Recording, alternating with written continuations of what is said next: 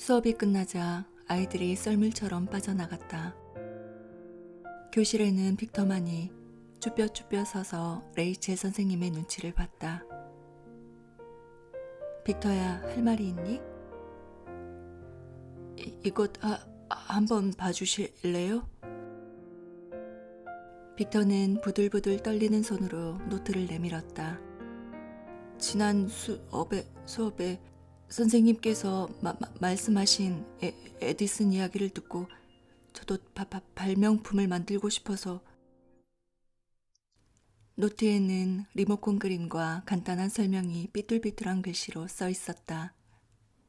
그것은 일명 소리나는 리모컨이었다. 집에서 리모컨을 잃어버렸을 때 리모컨에서 소리가 나게 해서 찾게 한다는 발상이었다. 레이첼 선생님은 탄성을 질렀다. 빅터, 대단한걸? 이제 리모컨을 잃어버려도 거실을 헤집을 필요가 없겠구나. 정말 근사한 아이디어야. 빅터는 쑥스러워서 어찌할 바를 몰랐다. 빅터는 칭찬받는 것에 익숙하지 못했다. 레이첼 선생님은 빅터에게 노트를 잠깐 빌려달라고 했다. 이것이 의기소침한 빅터에게 자신감을 불어넣을 수 있는 좋은 기회를 만들 수 있을 것 같았다. 흥분된 기분으로 교무실로 들어온 레이첼 선생님은 발명반 담당인 로널드 선생님께 빅터의 노트를 보여주었다. 빅터의 작품이에요. 이걸 이번 발명 경진대회에 출품시키는 게 어떨까요?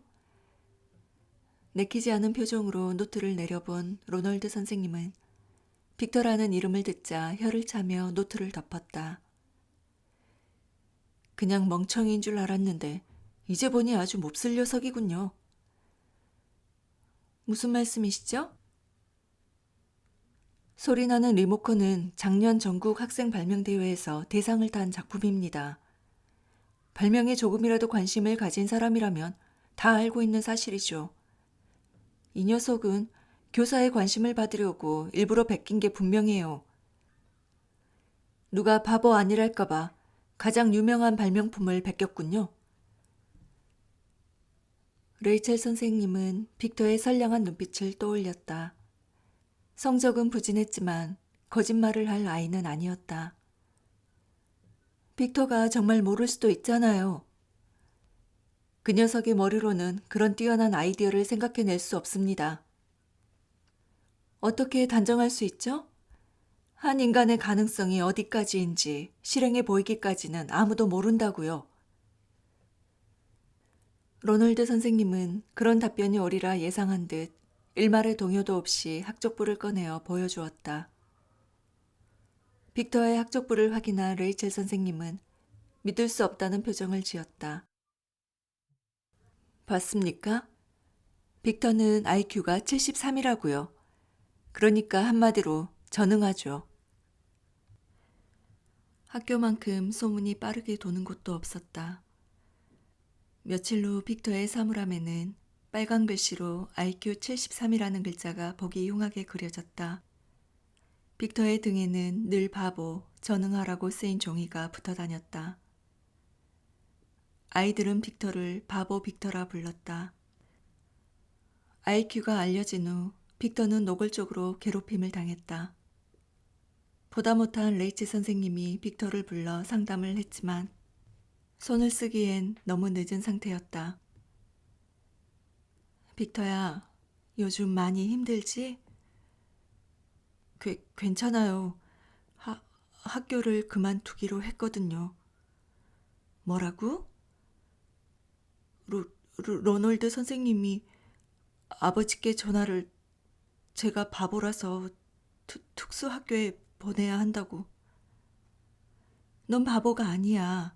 빅터, 내가 로널드 선생님을 설득해 볼게. 뭐? 소리 나는 리모컨, 그게 벌써 발명된 줄은 정말 몰랐어요. 믿어주세요. 안쓰럽게 빅터를 바라보던 레이첼 선생님은 그의 손을 잡았다. 물론 너를 믿고 말고, 그러니 빅터, 너도 스스로를 믿어야 해. 빅터는 순한 눈을 깜빡였다. 무슨 뜻인지 잘 모르겠어요. 저를 믿으라고요? 바보가 바보를 믿으면 더 바보가 될 뿐이잖아요. 저는 돈을 벌 거예요. 아버지를 도와드리고 싶어요. 레이첼 선생님은 처음으로 교사로서의 무력함을 느꼈다. 손을 잡아주는 일 말고는 불우한 제자를 위해 더 이상 해줄 수 있는 일은 없었다.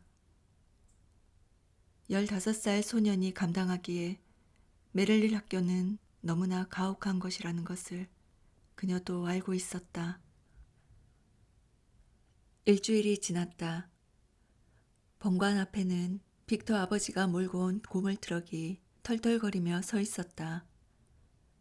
빅터는 종이 가방에 소지품을 챙겨놓고 교정을 나섰다. 그를 배웅해주는 사람은 레이첼 선생뿐이었다. 빅터야, 항상 무언가를 관찰하고 배워야 더 나은 사람이 된단다. 어른이 되어 배우는 공부가 진짜 공부야. 포기해선 안 돼? 고마워요. 바보에게 잘해주셔서. 빅터는 학교 건물을 올려다본 후 트럭에 올라탔다. 차창에 기댄 빅터의 눈앞에 스프링쿨러의 물방울들이 춤을 추며 따라왔다. 그 뒤로 날개를 펼친 청동 독수리상이 보였다. 한 번도 주의 깊게 살펴보지 않았던 탓에 빅터는 조각상 기둥에 글귀가 새겨져 있다는 걸 처음으로 알았다. 짧은 한 문장이었다. 너 자신이 되어라. 빅터는 무심한 표정으로 글귀를 바라보다 정면으로 고개를 돌렸다. 빅터는 그렇게 메릴린 학교를 떠났다. 레이첼 선생님은 트럭이 사라진 뒤에도 좀처럼 자리를 뜨지 못했다. 복사기의 롤러가 규칙적인 소음을 내며 종이를 뽑아냈다. 로라는 복사기 옆에 서서 복사물을 지켜보았다. 로라가 업무 시간의 절반 이상을 보내는 일이었다. 로라, 이것도 10부씩 부탁해요. 네, 옆에 놔두세요. 녹음기처럼 로라가 대답했다. 로라는 시청의 파트타임 직원이었다. 정규직으로 전환되면 꽤 안정적인 직장이었고 사람에 따라서는 시민을 위해 봉사한다는 자긍심을 느낄 수도 있었다. 로라는 사무실 벽에 걸려있는 벽시계를 보며 보람없는 일과가 빨리 끝나기만을 기다렸다. 아파트로 들어온 로라는 창문을 활짝 열었다. 답답한 가슴이 뻥 뚫리길 바랐지만 시원한 바람은 간데없고 후덥지근한 열기만 안으로 들어왔다. 뉴욕은 이렇게 덥지도 지겹지도 않을 텐데. 로라는 퇴근길에 사온 사과 한 개와 치즈 한 쪽을 잘라 조금씩 떼어 먹었다. 저녁 식사는 그것으로 끝이었다. 로라는 체중이 50kg도 나가지 않았지만 언제나 다이어트 중이었다. 얼굴도 못생겼는데 몸매까지 뚱뚱하다는 것은 견딜 수 없었다. 하지만 아무리 다이어트를 해도 몸매는 여전히 얼굴만큼 볼품없었다. 난 왜 이렇게 초라하게 태어난 걸까? 로라는 한숨을 쉬며 접시를 치웠다. 그리고 식탁 한편에 올려놓았던 우편물을 펼쳤다. 각종 광고물들 사이에 KB 출판기획이라고 발신인이 적힌 봉투가 있었다. 로라는 이맛살을 찌푸렸다. 보나마나 출판사의 홍보물일 게 뻔했다. 참 대단한 마케팅이었다. 매번 속는 걸 알지만 로라는 속는 셈 치고 이번에도 봉투를 뜯었다. 편지지에는 장문의 글이 쓰여 있었다. 로라는 눈을 동그랗게 뜬 채 읽고 또 읽었다. 나랑 책을 쓰고 싶다고? 꿈을 꾸는 것 같았다. 로라는 얼음물을 들이키고 가슴을 진정시켰다. 그러나 5분도 채 지나지 않아 심장은 다시 방망이질을 시작했다. 그날 밤 로라는 10번도 넘게 편지를 읽었다.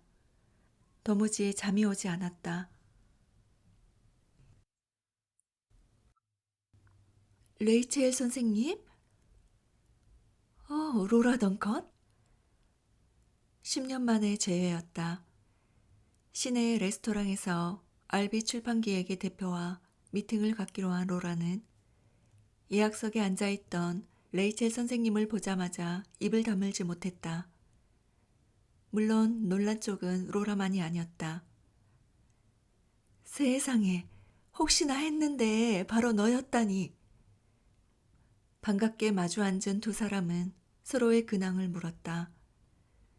레이첼 선생님은 근처 고등학교에서 문학을 가르치고 있었다.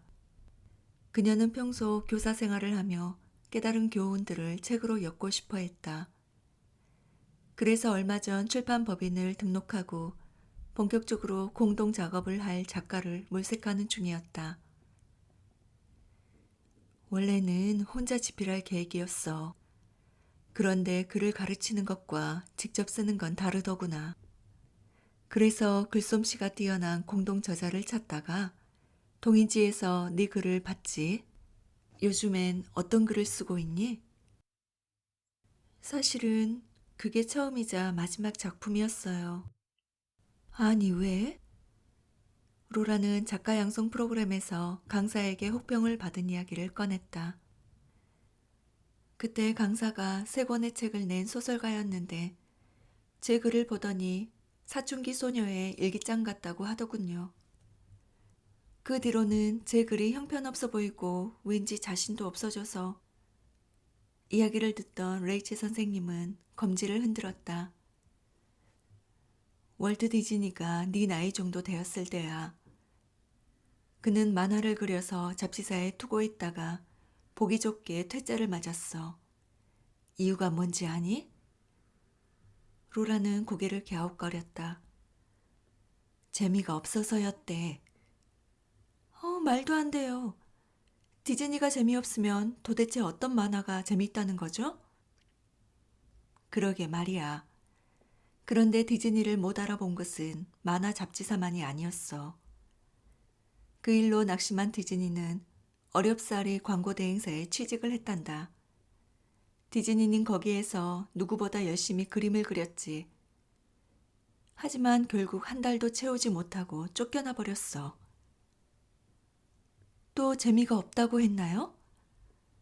아니, 이번엔 그림의 재능이 없다고 했어. 월트 디즈니한테 말이야. 다들 눈이 어떻게 됐나 보군요. 레이첼 선생님이 무릎을 치며 말했다. 바로 그거야.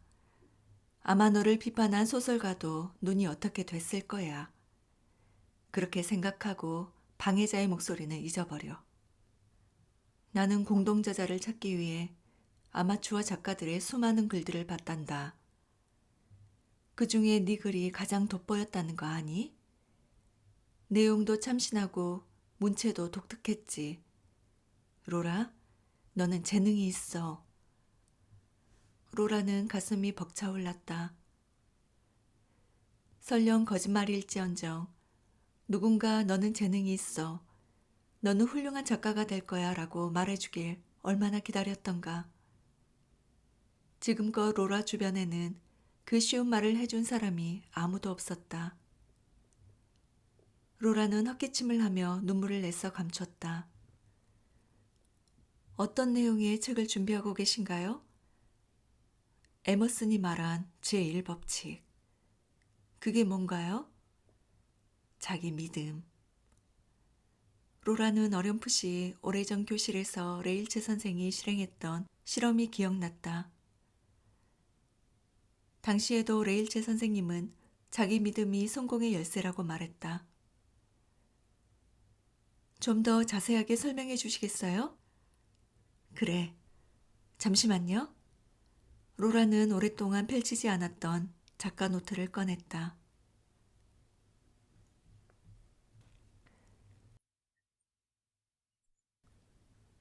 아버지는 한숨을 쉬더니 담배를 꺼내 피웠다. 아무래도 내가 선택을 잘못했던 것 같구나. 학교는 계속 다녀야 했어. 로널드 선생님 말대로 특수학교라도 말이다. 저는 일이 좋아요. 아버지랑 늘 같이 있을 수 있잖아요.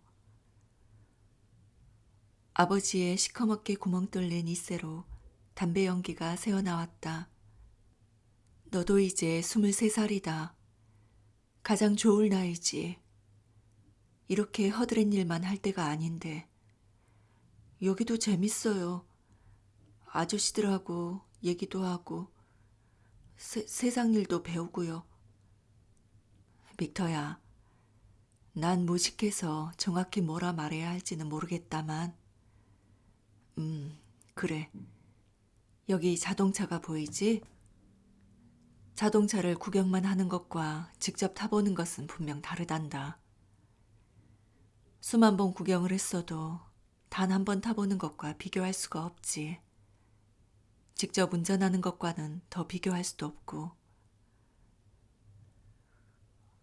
저기 마르코 형이 운전도 가르쳐 준댔어요. 여자친구가 생기면요. 그러니까 배울 일은 없을 거예요. 해맑게 웃는 빅터의 모습을 보며 아버지는 한숨 섞인 담배 연기를 크게 뱉어냈다. 그리고는 건너편에서 담배를 물고 있는 마르코를 불렀다. 이봐 마르코, 자네 오늘 오후에 예약된 수리가 있지? 그거 나한테 맡겨. 네? 저야 좋지만 어디 말씀해 보세요. 도대체 무슨 아쉬운 소리를 하려는 거예요? 돈 빌려달라는 건 아니죠? 싱거운 소리.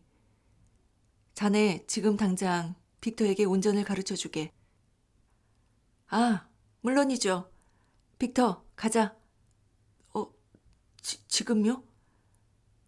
그래, 임마. 아버지. 마르코 형. 빅터는 자신의 의지와 상관없이 순식간에 결정된 일에 그저 어리둥절할 뿐이었다. 고물 포드 트럭이 2차선 도로를 달렸다. 에어컨이 신통치 않아서 양쪽 창문을 활짝 열어놓았는데 다행히 바람이 시원했다. 마르코는 라디오에서 흘러나오는 노래를 따라 불렀다. 빅터는 쉴 새 없이 흩날리던 머리카락을 손으로 쓸어 올렸다. 조금 전 겨우 10분 남짓 운전대를 잡았을 뿐인데 셔츠는 완전히 땀에 젖어 있었다. 운전대를 얼마나 꽉 쥐었는지 어깨와 목 근육에 경련이 날 지경이었다. 시내에 도착하자 마르코는 꼬깃꼬깃하게 구겨진 1달러짜리 지폐를 빅터의 손에 쥐어주었다. 야 바보, 가서 아이스크림 좀 사와. 이 코치님이 더워서 돼질 것 같거든. 저기 길 건너 아이스크림 가게 보이지? 마르코는 손바닥으로 빅터의 등을 치고 밖으로 내몰았다. 빅터는 어깨를 잔뜩 움츠리고 아이스크림 가게로 향해 걸었다. 아버지는 항상 가슴을 펴고 다니라고 했는데 그게 잘 되지 않았다. 모자를 가져왔어야 했는데. 가게 입구에 놓인 의자에 아이들 셋이 앉아 아이스크림을 먹고 있었다. 9살 정도 되어 보였다. 빅터가 지나쳐 들어가려는데 등 뒤에서 아이들이 소리쳤다. 와, 바보 빅터다! 찌는 듯 더운 날씨였지만 빅터는 갑자기 등줄기가 서늘해졌다. 너 IQ가 73이라며? 정말이냐? 아이들은 손에 든 아이스크림이 녹는 줄도 모르고 빅터를 손가락질하며 낄낄거렸다. 그러다 덩치가 제일 큰 아이가 빅터 앞으로 왔다. 너 도마뱀을 잡아먹어서 바보가 됐다며? 아니. 그럼 정갈한테 머리를 물린 거야? 아니. 아니긴 뭘 아니야. 덩치 큰 아이가 빅터의 엉덩이를 발로 찼다. 빅터가 비틀거리자 다른 아이가 재미있다는 듯 반대쪽 엉덩이를 걷어찼다. 빅터는 결국 자리에 주저앉고 말았다. 빅터는 두 손으로 얼굴을 막고 신음했다. 너희들 뭐 하는 짓이니? 여자의 음성이 들렸다. 아이들은 움찔 동작을 멈췄다. 그리고 참새들처럼 냅다 도망치기 시작했다. 소리가 사라지자 빅터는 비로소 안심했다. 이봐요. 몸은 좀 어때요? 괜찮아요. 전 아무렇지도 않아요. 빅터는 한두 번 당하는 일이 아니라는 듯 가볍게 바지를 털고 일어나면서 멍한 표정으로 자신을 구해준 목소리를 향해 고개를 들었다. 그녀를 바라본 순간 빅터는 망치로 머리를 얻어맞은 것 같았다. 로라. 오늘은 여기까지 할까? 거실에 헤드라이트 불빛이 넘어왔다. 두 사람을 위해 자리를 피해줬던 레이첼 선생님의 남편과 아들이 외출해서 돌아온 모양이었다. 로라는 자료를 정리하고 일어섰다. 아참, 얼마 전에 빅터를 봤어요. 빅터 프랭크를? 아니요, 빅터 로저스. 메릴린 학교에 다니던 기억나세요? 빅터의 이름이 나오자 레이첼 선생님은 다급한 듯 그의 안부를 물었다. 예상 밖의 반응이었다. 자세히는 모르겠어요. 동네 못된 녀석들한테 괴롭힘을 당하고 있더라고요. 그냥 인사만 하고 헤어졌어요. 부탁이 있는데 빅터 연락처를 알 수 있을까? 사정은 알 수 없었으나 레이첼 선생님의 얼굴에는 안타까움과 간절함이 묻어나 있었다. 로라는 저도 모르게 고개를 끄덕이고 말았다. 일주일 뒤 로라는 재료로 정비소로 차를 몰았다. 빅터는 그곳에서 일한다고 말했었다. 전화번호부에서 주소를 찾아 로라는 길을 물어가며 찾아가는 중이었다. 아름다웠어.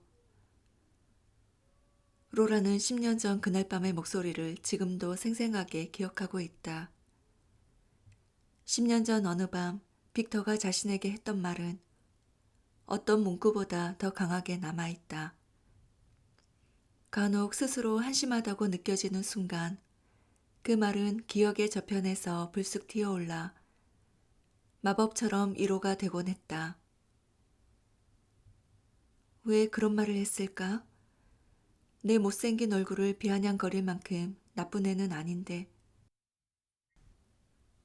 저 빅터 로저스를 만나러 왔는데요. 정비소 앞에 차를 세운 로라는 남미계 젊은 남자를 향해 말했다. 그녀를 유심히 훑어보던 그가 길 건너편 트레일러를 향해 소리쳤다. 어이 빅터! 바보 빅터! 누가 찾아왔는데? 잠시 후 트레일러 안에서 빅터가 얼굴을 내밀었다. 로라, 여긴 어떻게?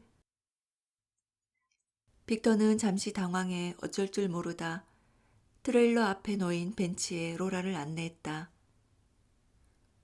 벤치 한편에는 잡동사니들이 어질러져 있었다. 빅터는 황급히 그것들을 챙겨 들고는 옆에 있던 박스 위에 얹어놓았다. 꾸러미 안에는 문 손잡이 비슷하게 생긴 물건 2개가 놓여 있었다. 로라가 유심히 바라보자 빅터가 말했다. 줄넘기야. 줄넘기? 그런데 줄은 어디에 있니?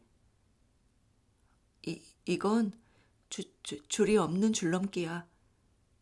빅터는 무언가를 자랑하고 싶은 아이처럼 수줍게 웃었다. 로라가 이해를 못하겠다는 듯한 표정을 짓자 빅터는 양손에 줄넘기를 쥐고 펄쩍펄쩍 뛰었다. 당황하는 로라의 모습을 보며 빅터가 머리를 긁적였다. 박스 안에는 각종 잡지와 책들이 쌓여 있었다. 만화책과 소설책도 보였지만 대부분은 과학이나 컴퓨터 관련 서적들이었다. 로라는 시험 삼아 가장 가까운 곳에 있던 브리테니커 백과사전을 들었다. 각각 장마다 밑줄이 그어져 있었다. 설마 브리테니커 24권을 다 읽은 건 아니겠지? 고물상에서 얻어온 거야. 21권은 못 읽었어. 주인이 버릴 때 깜빡했나 봐. 아니, 21권을 잃어버려서 내다 버렸는지도 모르겠지만. 왜 읽었는데? 그냥 재밌어서. 빅터는 부끄러운 듯 고개를 숙인 채 말했다. 로라는 박스 옆에 세워진 모서리가 깨진 간이 칠판을 다시 보았다. 처음엔 당연히 낙서나 메모라고 생각했는데 자세히 보니 수학 공식이었다. 저것도 네가 풀었단 말이야? 그냥 재미로? 그건 사정이 있어서. 그러면서 빅터는 좀 알쏭달쏭한 이야기를 꺼냈다. 한 달 전 빅터는 아버지가 고장난 자동차를 견인하러 가는 것을 돕기 위해 함께 트럭에 타고 101번 국도를 지났다고 했다. 그런데 창밖 풍경을 감상하던 빅터의 눈에 뭔가 이상한 게 보였다. 어느 도로변이나 마찬가지로 거기에도 옥외 광고판이 세워져 있었는데 광고판에는 아무런 문구도 없이 수학 문제만 덩그러니 그려져 있었다는 것이다.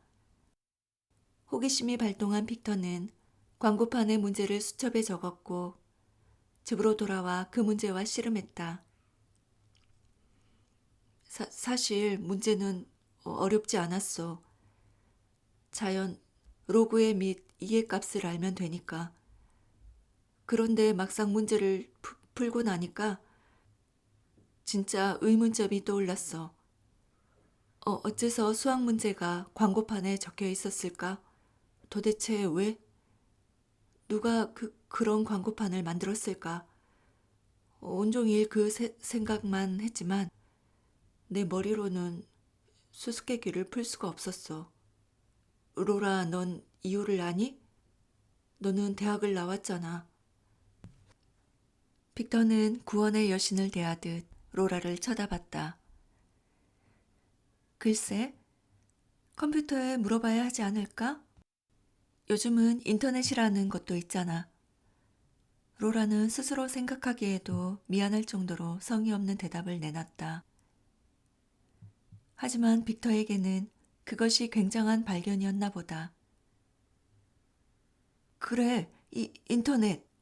분명 인터넷 주소일 거야.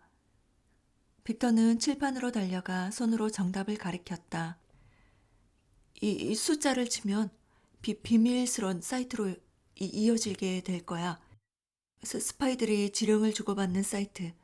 거기에 들어가면 빅터는 밑도 끝도 없는 공상에 빠져 황당한 말들을 중얼거렸다.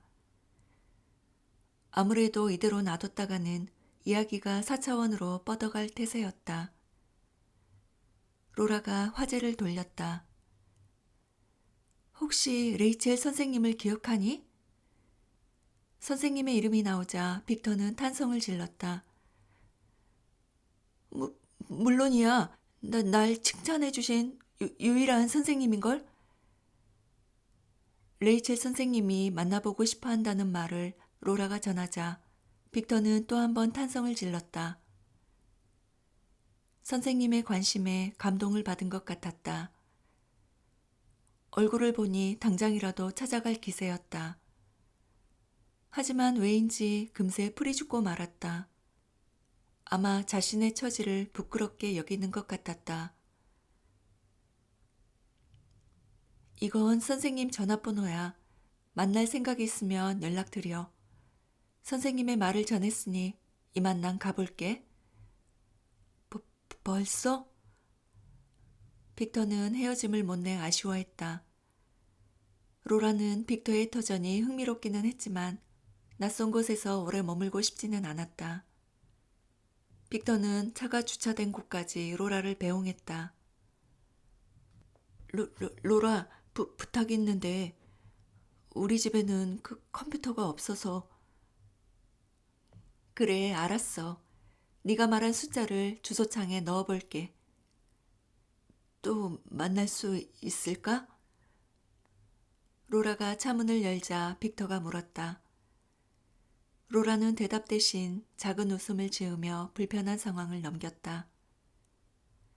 로라는 다시는 빅터와 만날 일이 없을 거라고 확신했다. 추억은 추억으로 남겨둘 때 의미가 있을 뿐이라는 문구를 떠올리며 로라는 제법 감상적인 기분에 젖어들기까지 했다. 하지만 불과 사흘 만에 그녀의 예상은 보기 좋게 빗나가 버렸다. 토요일 아침이었다. 로라의 작은 아파트에는 자판을 두드리는 소리가 경쾌하게 울렸다. 테이블에는 레이첼 선생님이 보내온 원고와 녹취 테이프가 놓여 있었다. 이제 원고를 정리하는 것은 온전히 로라의 몫이었다. 로라는 출근을 하지 않는 주말을 이용해 가능한 많은 원고를 쓰고 싶어서 이른 아침부터 글을 써내려 갔다. 그때였다. 갑자기 현관벨이 울렸다. 누구지? 이 시간에. 찾아올 사람은 아무도 없었다. 가족들도 이렇게 일찍 찾아오는 일은 없었다. 로라가 인터폰을 연결하자 낯선 남자의 목소리가 들렸다. 로라 덩컨씨 댁이 맞습니까? 예의 바른 목소리의 남자는 자신을 컴퓨터 기업인 애플이의 인사 담당자라고 소개했다. 그제야 로라의 머릿속에 벨이 울리듯 기억이 떠올랐다. 사흘 전 빅터를 만나고 온 로라는 시청의 컴퓨터를 이용해 인터넷 주소창에 빅터가 부탁한 숫자를 입력했다. 허무맹랑한 광고판 이야기는 믿지 않았지만 손가락을 몇 번 움직이면 되는 일이라 믿져야 본전이라는 생각에서였다. 주소를 화면에 입력하자 이상한 글귀가 떴다. 애플이의 특별 채용 합격을 축하드립니다. 귀하의 이메일 주소와 전화번호를 남겨주십시오. 로라는 그것이 애플이의 상품 광고나 누군가의 고약한 장난이라고 생각했다. 그런데 맙소사, 장난이 아니었나 보다. 로라가 현관문을 열자 말끔하게 차려입은 남자 두 사람이 서 있었다. 한 사람의 손에는 커다란 꽃다발이 들려 있었다. 그는 꽃다발을 로라에게 내밀었다. 환영합니다. 애플리에서 덩컨 씨를 모시고자 합니다. 이메일 주소나 전화번호는 없고 집 주소만 적혀 있어서 이렇게 불쑥 찾아올 수밖에 없었습니다. 로라는 이메일 주소를 쓰라는 말을 그냥 주소로 알았던 것이다. 잠시나마 또다시 자책감에 빠졌다. 그것 하나 제대로 못 쓰다니. 하지만 아직 이메일은 그녀나 일반인들에게 낯선 것이었으므로 있을 법한 실수였다. 적어도 이 순간은 그렇게 생각하자고 로라는 마음을 달랬다. 로라는 직원에게 애플이가 모셔야 할 주인공은 자기가 아님을 서둘러 설명했다. 아, 그랬군요. 그럼 그 명석한 친구분은 어디에 계시나요? 로라는 하마터면 웃음을 터뜨릴 뻔했다. 빅터와 명석함이란 단어는 어울리지 않았다. 엊그제만 해도 바로 로라의 눈앞에서 빅터는 바보라 불리고 있지 않았었던가. 로라는 애플이 직원들의 차를 타고 빅터의 집으로 향했다. 가는 동안 로라는 궁금했던 것을 물었다. 질문이 있는데요. 왜 도로 한복판에 암호 같은 광고판을 세워놓았죠? 신문에 사원 모집 광고를 냈으면 수천 명이 응모했을 텐데요. 특별한 인재를 뽑기 위한 특별한 방법이었죠. 남자는 서류 가방에서 사진을 꺼내어 보여주었다. 101번 도로에는 하루에도 수십만 대의 차량이 지나갑니다. 아마 수많은 사람들이 우리의 옥외 광고판을 봤겠죠. 그런데 왜 광고판에 수학 문제가 그려져 있을까 하고 스스로에게 질문을 던진 사람은 많지 않습니다. 옥외 광고판을 만든 지 2달이 지나도록 신규 채용 사이트에 접속이 없었죠. 만약 로라 씨가 광고판을 봤다면 어떤 생각을 했을 것 같습니까? 글쎄요. 아마 그냥 저런 게 있나 보다 하고 지나갔겠죠. 네, 대부분의 사람들은 생활에서 뭔가 이상한 점을 느껴도 그것을 알아보려고 하지 않습니다. 오히려 이상한 점을 당연하게 여기기까지 하죠. 하지만 호기심이 왕성한 사람들은 그냥 넘어가지 않습니다. 그들은 질문을 하죠. 왜? 왜? 언제 어디서나 질문을 하는 사람. 이들이 애플이가 원하는 창조적인 인재들입니다. 바로 빅터 씨처럼요. 아무래도 이들은 빅터에 대한 환상을 가지고 있는 것 같다. 이들은 빅터에 대해 꼬치꼬치 묻기 시작했다. 로라는 빅터에 대해 별로 아는 게 없었지만 최대한 긍정적인 인상을 심어주고 싶었다. 빅터는 취미 삼아 발명 비슷한 걸 해요. 어떤 발명이죠? 이를테면 줄 없는 줄넘기라든지. 여기까지 말하자 로라는 아차 싶었다. 안경 쓴 남자의 표정은 얼음처럼 굳어졌다. 로라는 괜한 말을 하는 것 같아 죄책감이 들었다. 오, 정말 천재적인 발상이군요. 안경 쓴 남자가 무릎을 쳤다. 로라는 자신의 귀를 의심했다. 천재적 발상?